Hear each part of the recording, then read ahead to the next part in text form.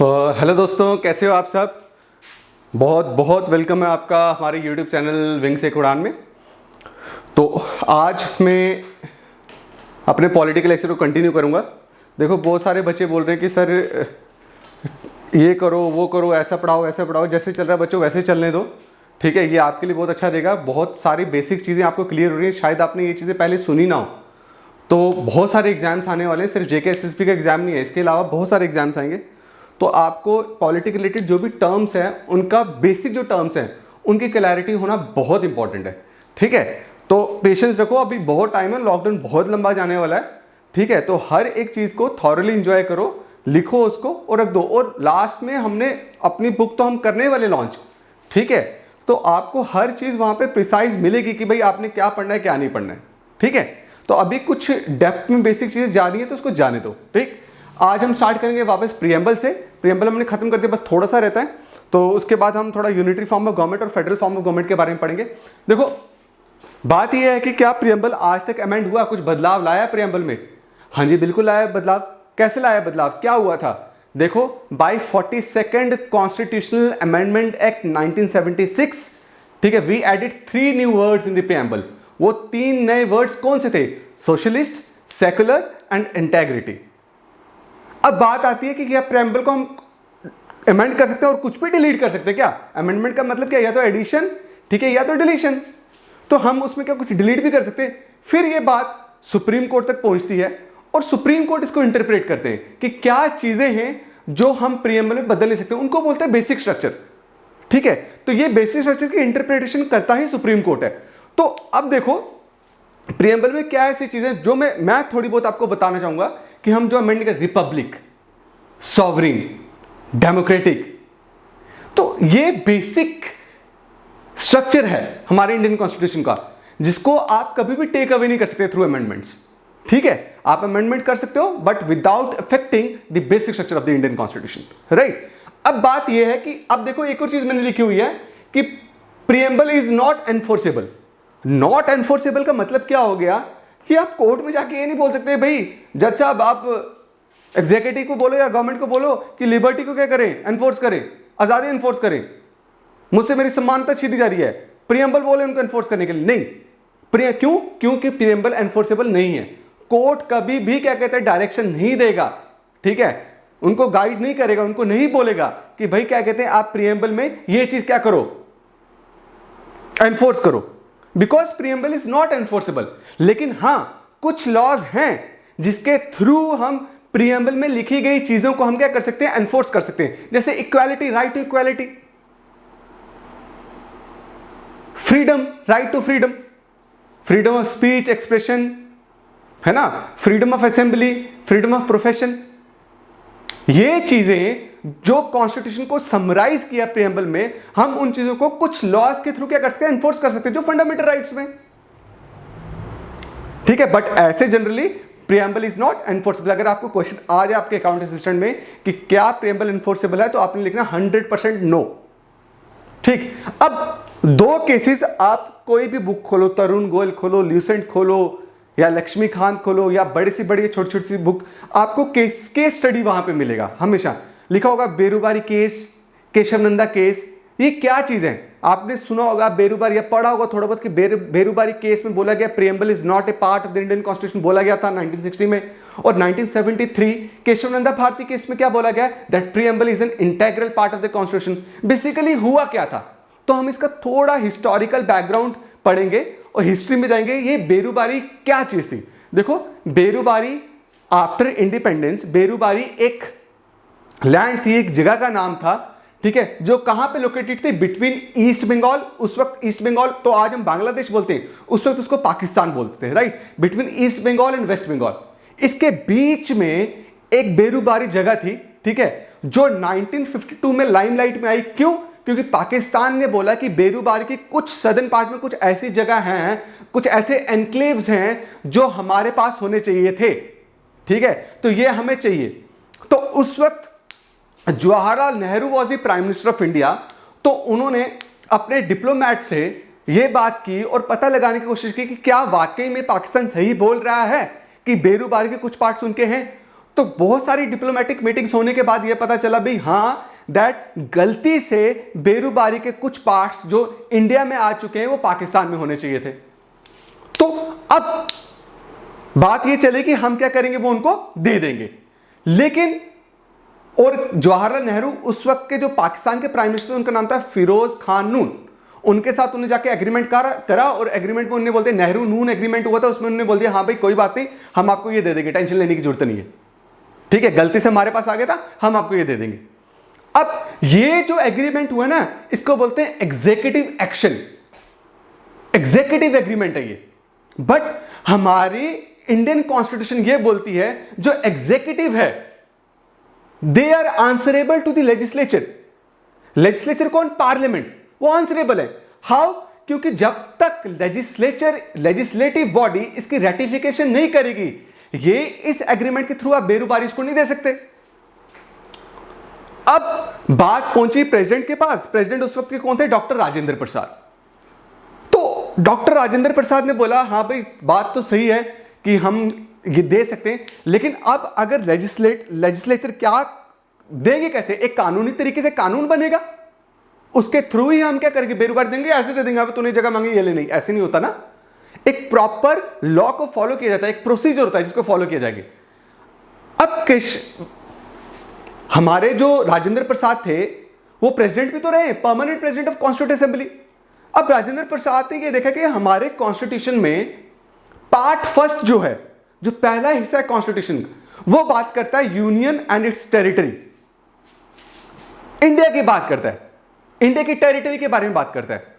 और उसमें under article 3 ये भी बात की गई है कि हम जो एग्जिस्टिंग स्टेट है, उस एग्जिस्टिंग जो एरिया है हमारे पास, हम उसमें से किसी भी एरिया को, किसी भी स्टेट को क्या कर सकते हैं, उसका एरिया डिमिनिश कर सकते हैं, कम कर सकते हैं, किसी स्टेट का एरिया बढ़ा सकते हैं बाय मर्जिंग 2 और मोर स्टेट्स, या किसी एरिया का स्टेट क्या कर सकते हैं, हम नाम ऑल्टर कर सकते हैं किसी स्टेट का।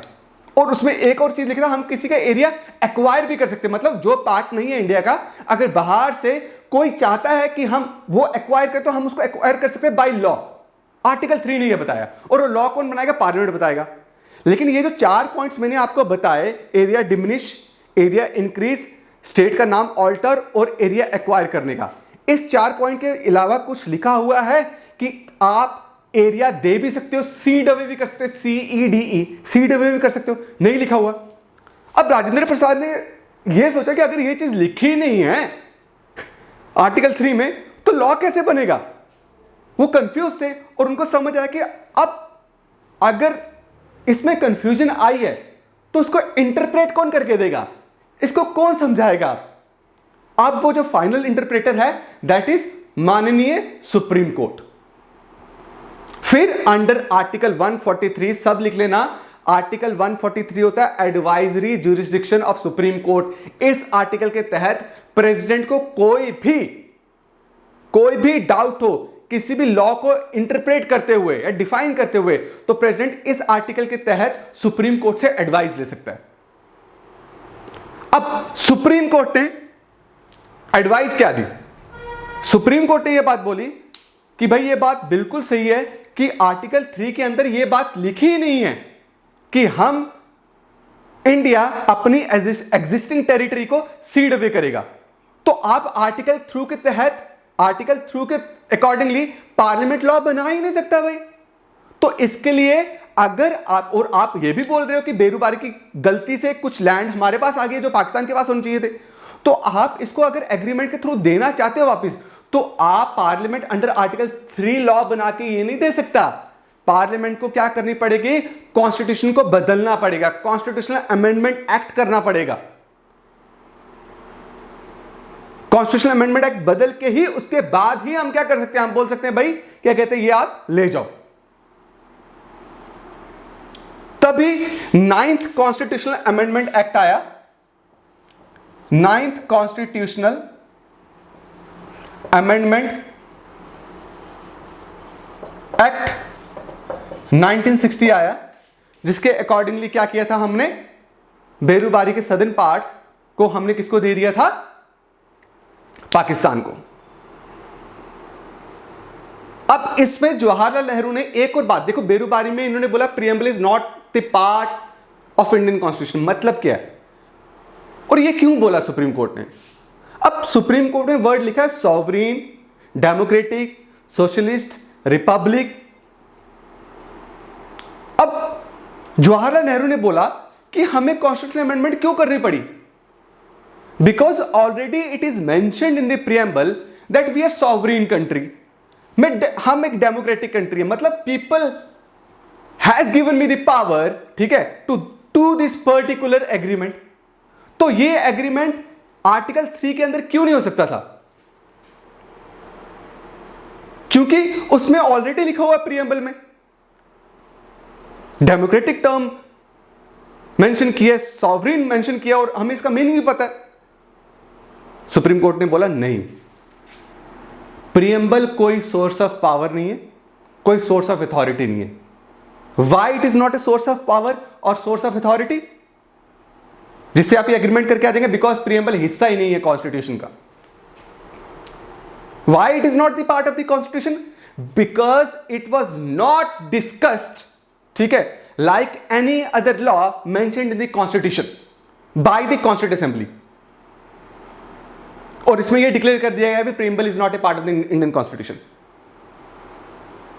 अब 1973 में एक और केस हुआ, बहुत फेमस केस, आपने सुना भी होगा थोड़ा बहुत, इसको बोलते हैं Keshav Nanda Bharati case versus Keshav Nanda Bharati versus state of Kerala case.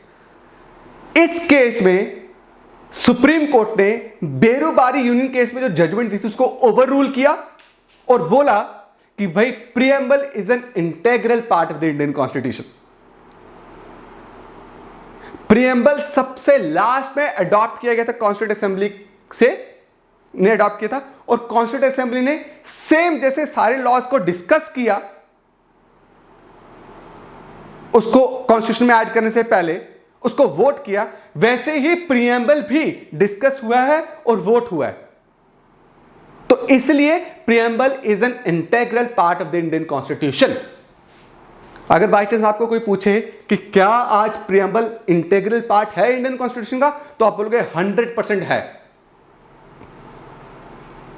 और आपको मैं बताऊं, केशव नंदा भारती केस में 13 जज सुप्रीम कोर्ट के बैठे थे बेंच में इसको डिसाइड करने के लिए, इस केस को। तो यही मैंने आपको बताना था। और बाकी जो क्वेश्चंस प्रीएम्बल में आएंगे या पूछे जा सकते हैं, that is the first country to begin with preamble was America. हमने इंस्पिरेशन किससे ली? अमेरिका से ली, ठीक है। और ये preface to the Indian constitution, ठीक है, it is not enforceable. 3 new words were added into the preamble by 42nd constitutional amendment act 1976। और मैंने आपको यह भी बताया था कि 42nd कॉन्स्टिट्यूशनल अमेंडमेंट एक्ट 1976 को हम क्या बोलते हैं? मिनी कॉन्स्टिट्यूशन बोलते हैं, क्योंकि बहुत सारे प्रोविजंस में बदलाव लाया गया था कॉन्स्टिट्यूशन के, ठीक है, इस अमेंडमेंट के थ्रू, तभी इसको मिनी कॉन्स्टिट्यूशन भी बोलते हैं। आपको यह भी क्लियर कर दिया मैंने कि that preamble is not enforceable, ठीक है। आपको मैंने यह भी क्लियर कर दिया कि बेरूबारी केस में यह बोला गया था, यह जजमेंट दी गई थी, 7 जज बैठे था, बेंच बैठा था जजों का, जिन्होंने यह बोला था that in Berubari case preamble is not a part of the Indian constitution. But again in 1973 Keshav Nanda Bharati case में supreme court overruled the judgment of Berubari union case and he declared that preamble is an integral part of the Indian constitution, right. तो ये आपको याद रखना है preamble के बारे में। अब हम नेक्स्ट मूव करते हैं टॉपिक पे जो बहुत इंपॉर्टेंट है, that is unitary form of government और फेडरल फॉर्म ऑफ गवर्नमेंट। मतलब गवर्नमेंट की फॉर्म कैसी है और कौन कौन सी कंट्री में कौन कौन सी फॉर्म ऑफ गवर्नमेंट चल रही है और इंडिया कौन से फॉर्म ऑफ गवर्नमेंट को फॉलो करता है, ठीक है। कॉन्स्टिट्यूशन किस फॉर्म ऑफ गवर्नमेंट के बारे में बोलती है? तो पहले हम यूनिटरी फॉर्म ऑफ गवर्नमेंट के बारे में समझ लेते हैं। देखो यूनिटरी फॉर्म ऑफ गवर्नमेंट के बारे में क्या लिखा है? द पावर्स, ठीक है, all powers are concentrated in the centre. आप सपोज कर लो कि ये एक एरिया है, राइट। तो इस एरिया को चलाने के लिए फाइनेंशियल पावर्स, लेजिस्लेटिव कानून बनाने वाली पावर्स, कानून को लागू करने वाली पावर्स, फाइनेंस को रिलेटेड पावर्स, एडमिनिस्ट्रेटिव पावर्स, सब की सब किसके पास होगी? एक सेंटर के पास होगी। Unitary form of government. इसमें हम पावर डिस्ट्रीब्यूट नहीं करेंगे, ऑल दो पता हो कि ये भी हो सकता है कि ये area is divided into many states, but हम स्टेट को पावर नहीं देंगे उस स्टेट को चलाने की, चाहे वो फाइनेंशियल तरीके से चलाना हो, एग्जीक्यूटिव तरीके से, लेजिस्लेटिव तरीके से चलाना हो, वो सब के सब सेंटर करेगी। इसमें सेंटर पावर कभी डिस्ट्रीब्यूट नहीं करती, सेंट्रल गवर्नमेंट सुप्रीम होगी। इसमें सेंट्रल गवर्नमेंट क्या करेगी, पावर को डिस्ट्रीब्यूट नहीं करेगी, पावर को डेलीगेट कर देगी। डेलीगेशन का मतलब है कि मैं तुझे ये पावर दे रही हूं फॉर एडमिनिस्ट्रेटिव पर्पस, तू ये चला, ठीक है, लेकिन याद रखना मैं at any point of time I can snatch this power from you. This is the meaning of delegation of power, ठीक है। और मैंने अभी यूनिटरी फॉर्म ऑफ गवर्नमेंट में क्या बोला कि सेंट्रल गवर्नमेंट सुप्रीम होती है, all powers are vested within the central government, ठीक है जी। अब यूनिटरी फॉर्म ऑफ गवर्नमेंट का और फीचर्स क्या है, सिंगल सिटीजनशिप, कोई डुअल सिटीजनशिप नहीं होती, एक ही। जैसे सिंगल सिटीजनशिप इंडिया में फॉलो होती है, आप ये तो नहीं बोल सकते ना that I am a citizen of Kerala and I am also citizen of India. हम एक ही बोलते हैं, I am a citizen of India. There is no dual citizenship in unitary form of government, ठीक है जी। अब फ्लेक्सिबल, इधर फ्लेक्सिबल का मतलब क्या है, दैट जो कॉन्स्टिट्यूशन है वो बहुत फ्लेक्सिबल है, मतलब कॉन्स्टिट्यूशन के किसी भी प्रोविजन को इजीली अमेंड किया जा सकता है। This is the meaning of flexibility. और ये यूनिटरी फॉर्म ऑफ गवर्नमेंट है कहां पे, ब्रिटेन में है। ये कुछ 4-5 मैंने आपको यूनिटरी फॉर्म ऑफ गवर्नमेंट के बारे में आपको बताया, तो आप इसको जरूर याद रखना, ठीक है जी। अब नेक्स्ट चलते हैं, federal form of government.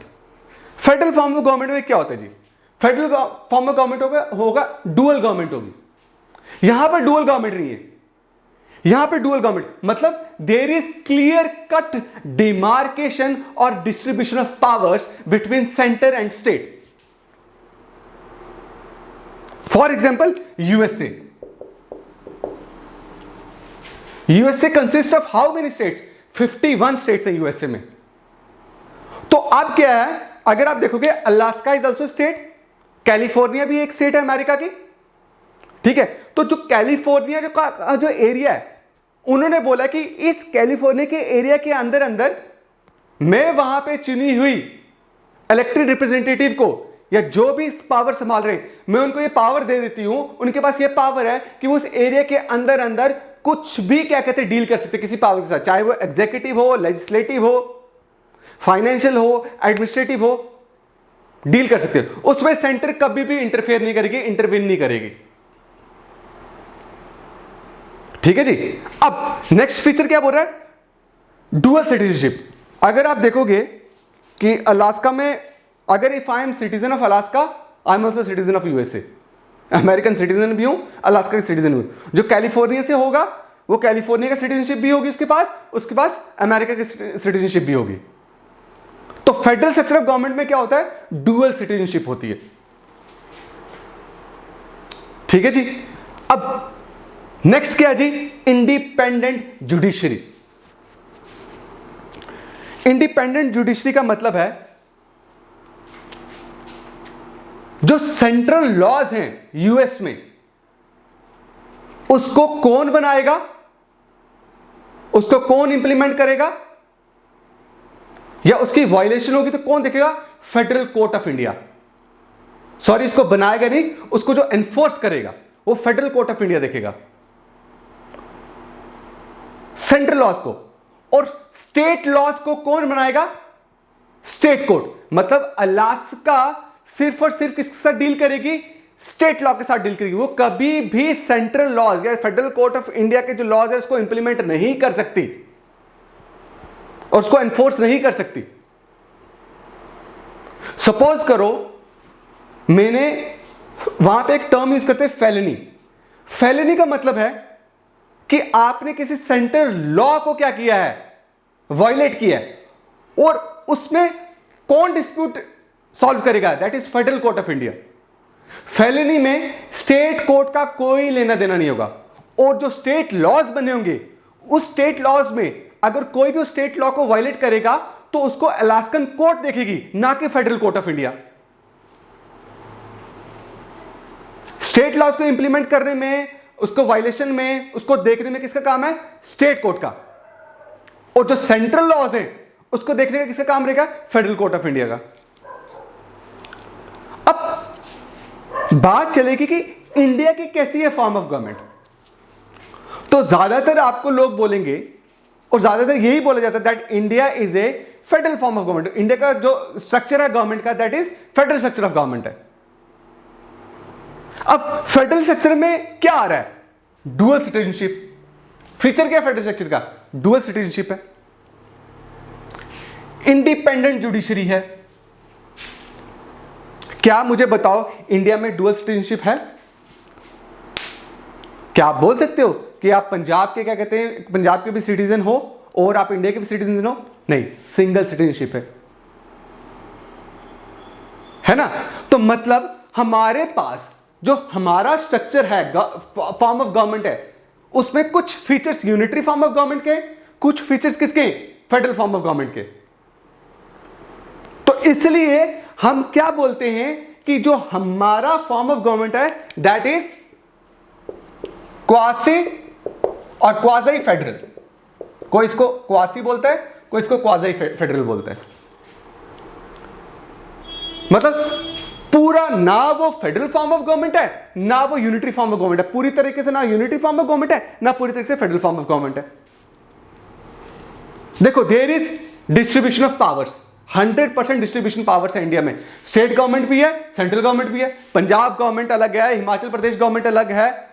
Himachal Pradesh वाली गवर्नमेंट को बोला कि आप हिमाचल प्रदेश की बाउंड्री के अंदर अंदर we are giving you powers. आपके पास ये पावर्स है कि आप इन मैटर्स में क्या कर सकते हो? लॉ बना सकते हो, लॉ इंप्लीमेंट कर सकते हो। ठीक है, और ये पावर उनको किसने दी है? आर्टिकल 246। आर्टिकल 246 ने क्लियर कट डिमार्केशन किया, डिस्ट्रीब्यूशन किया बिटवीन पावर्स एंड स्टेट। और ये 3-fold लेजिस्लेटिव पावर डिस्ट्रीब्यूशन है जी, 3-fold। जिसमें आप देखोगे कि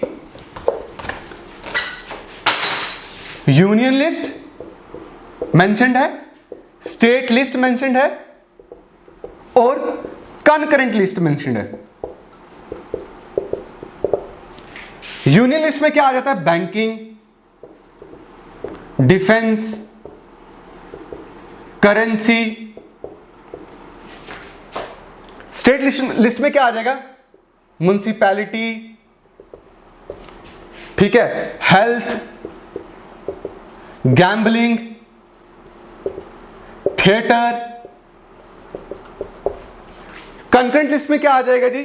न्यूज़पेपर्स एटसेट्रा। यूनियन लिस्ट का मतलब है कि आर्टिकल 246 ये बोलता है कि यूनियन लिस्ट में जो ये सब्जेक्ट है, बैंकिंग हो गया, डिफेंस हो गया, करेंसी हो गया, कम्युनिकेशन है, फॉरेन अफेयर्स है, इस पे जो कानून बनाएगा, लेजिस्लेटिव पावर मतलब कानून बनाने की पावर किसके पास होगी? सेंट्रल गवर्नमेंट के पास। मतलब अभी किसके पास है? मोदी के पास। और ये जो लिस्ट सब्जेक्ट्स मेंशन्ड है under state list, municipality, health, gambling, theatre, इसमें पावर्स किसको दी गई है? स्टेट को दी है। हिमाचल प्रदेश स्टेट को दी है कि आप, पंजाब स्टेट को दी है, मध्य प्रदेश को दी है कि आप इन मैटर्स पे you can make law, but under normal circumstances. Normal circumstances का मतलब है कि अगर आर्टिकल 356, मतलब अगर प्रेसिडेंट ने इस आर्टिकल